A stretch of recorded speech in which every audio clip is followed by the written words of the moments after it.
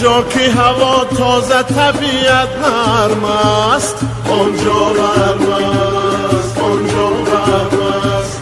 آنجا که دل و مهر و محبت گرم است، آنجا گرم است، آنجا گرم است.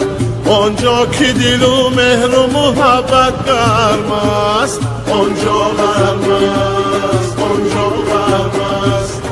گرم است که آهنگیراقی دارد، ابراهیم کابلی و باقی دارد.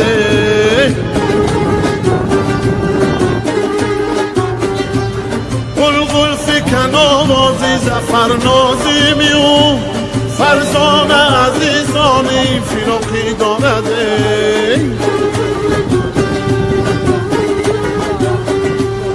آنجا که هوا تازه طبیعت نرم است، آنجا گرم است، آنجا گرم است.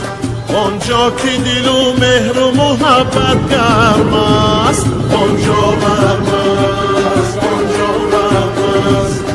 آنجا که دل و مهر و محبت گرم است، آنجا گرم است، آنجا گرم است.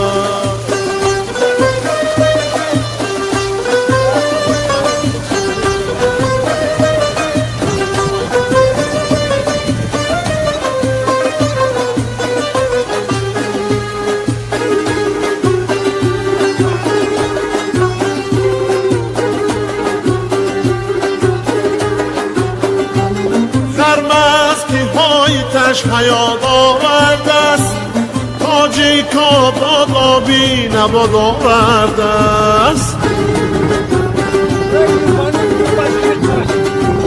ناودونک سرخاب و انار و کمرام، یاد زیب و خارام و هیراد آورده است. آنجا که هوا تازه طبیعت نرم است، آنجا گرم است، آنجا گرم است. آنجا که دل و